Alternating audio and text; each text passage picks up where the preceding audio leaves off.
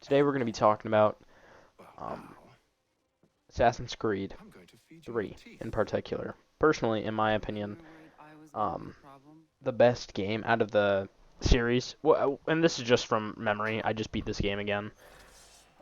This is a game that I played when I was very young. Like, I don't know, probably when I was like 10 or so. But either way, very good game. I think it still holds up. It's very interesting from the perspective of the player and for Connor, and as like the game builds the world and stuff, since it is set in like literally the independence of like America, like 1770s, and that's about it. So cool. I don't know why. It's just such a fascinating like setting that people or most games actually don't talk about that much, but this is like perfect. Um, you see a lot of like historical features like or people in there. Um, like you see Benjamin Franklin, Thomas. I don't think you see Thomas Jefferson, Samuel Adams, George Washington, and I think most characters actually like William Johnson. I think he was a real person. Um, and they like put the spin on it with like Templars and stuff, saying that they're sort of like the British, and how you actually play as Haytham Kenway, which is a spoiler alert.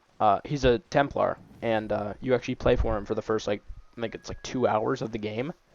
And believe it or not, it like people say that the camp or like the build up is really long, and to be fair, it is. Like I think it's very boring because I only played the intro when I was younger. So like I basically know this thing to the exact T. Like you can hear it probably in some of the clips I may use, but I remember these guys being way harder to fight when I first played this. Holy shit, that was so easy. They pulled out a knife. Yep. So like it's just I can't get over it. This game's so good in my opinion. Like I'll talk about the story later, but like the combat in this game is so fluid, and it's also super easy. Like like I can say that it's good all I want, but like it's super easy. That's why. Like it looks very good. Like it looks gruesome. It looks um very graphic, which I mean that's just gonna be the standard for most Assassin's Creed games. I feel it's sort of like the key. Um, but I do feel that Assassin's Creed 3, for some reason, like I mean, just because I'm from America, I feel like that's always nice. But like, um, it just resonates. I feel like it's way interesting, and also I'm in U.S. history right now in high school, so I mean, it's also really cool seeing like people that we talk about in class in this game. Um, and yeah, I mean, it's just really cool like setting, and it's done very well. Like right now, you're playing in a theater. I don't know. Actually, no, I don't think I'll have that in the background. But right now, like going on in the background of a theater as Haytham just sort of dodging around trying to assassinate a target. Which for the majority of the first half of the story, uh, you believe that Haytham is a assassin, which to be fair, I always thought he was. I didn't know that he wasn't any. So I mean, it's nice seeing that like the little play off of it, saying that he's like you think that he's an assassin until the big speech where um he's like I think he talks about like not the Brotherhood, it's like the Order and like the Father or whatever will like deem you something. I skipped that cutscene for some reason, um but yeah, this game is just it resonates so much with me. I don't know why, but it's like um I don't know. I can't like describe it enough. It's like literally just so cool. It's like such a good game. Be fair, I did not like Desmond's part. Personally, that's just because I'm bored of it. Like I, I already know everything's going on. I'm I could go without Desmond's part. Usually I skipped it for literally all of the game. Basically, I just skipped the cutscenes with him because I really didn't care. But his missions were cool. I just didn't like the cutscene. I thought it was sort of overplayed. Um, but I mean, that's just what you're gonna get. I feel for some parts. So, but the story in this game is very good. Other than Desmond's story, I feel that the story in this game is very interesting in how it shows Hatham, which is Connor's father, meet I forgot her name. I think it's Zio. It's like her cutoff name for it. So for Hatham. But yeah, they meet together, and then he just sort of meets her just from saving her from a convoy, and they sort of build a relationship off from then. And then afterwards, after you play as Hatham for a little bit more, then I think you talk about like they sort of like get in love and fall in love or whatever, and then afterwards you play as Connor for a spidget, and then like baby Connor, like 7 years old, 6 years old, and then he's like playing hide and seek with a bunch of his friends, and then like, he hides in a haystack when it's his turn to hide, and then he gets found by Charles Lee, which is one of Hatham's baddies, and he has him like against a wall and all that. So just sort of like, I don't know, like Connor as a young child like sort of sets him up for like the whole story. It's just like, oh yeah, I'm gonna kill Charles Lee, and that's the entire point of the game.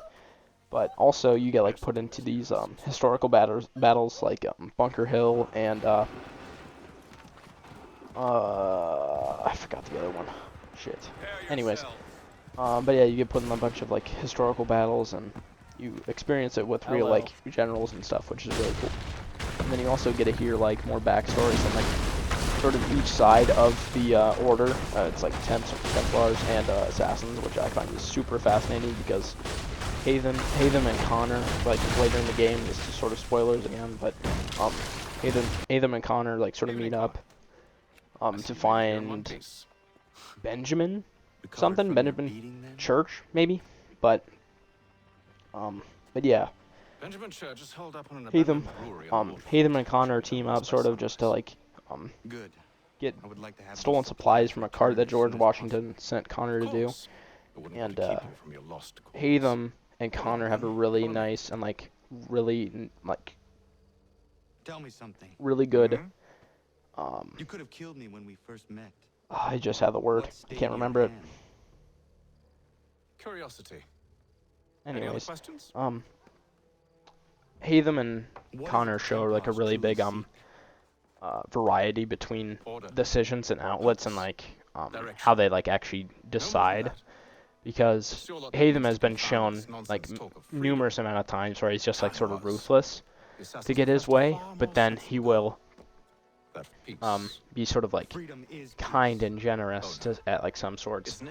So it just like, it's a little weird how things work with Hatham, but like Hatham in this game is written so good for no reason. Like I don't know why, but he's just perfect. Like he's just a little bit of an asshole, but it's like a nice asshole, you know? Like weird. I don't know really how to describe it, but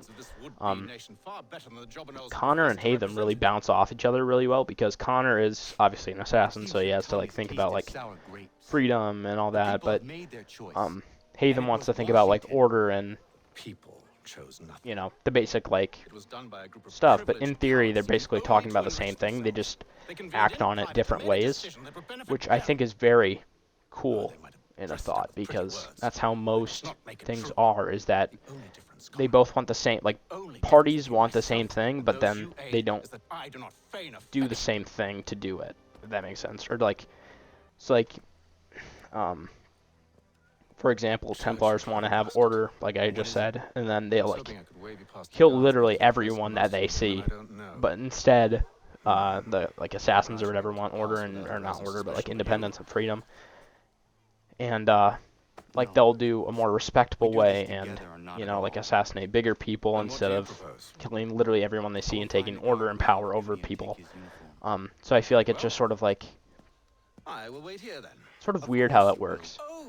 But I feel like this game really does describe it well, and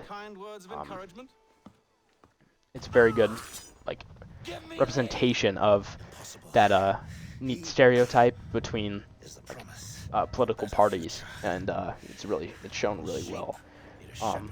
But I don't think I really want to talk about the story that much. The story is very good, don't get me wrong, but it's I think it's like 20 hours maybe. I think maybe 15 or 8, like 20 hours to beat it, which I mean pretty cool actually. I started it on Saturday, I think, and that's Wednesday when I recorded this. So you have some right. So yeah, I mean,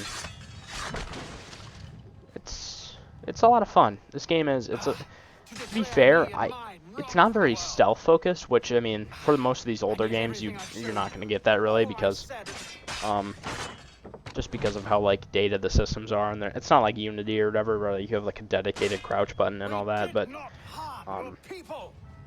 yeah, they also have naval combat. I don't think I'll show anything of it. Who cares? They do have naval combat, which is okay. It's decent. But I will just want to say that this game is very close to my heart, and I feel like more people should give it a shot. And since they do have a remaster for it, I think it was like, maybe it's gonna be free for PlayStation Plus. I don't know. Maybe it's on PS Plus. Maybe, I don't know. But that should be basically the entire video. I don't know. I still gotta edit everything around. But thank you very much for watching. Sorry if I rambled too much, but take care, guys.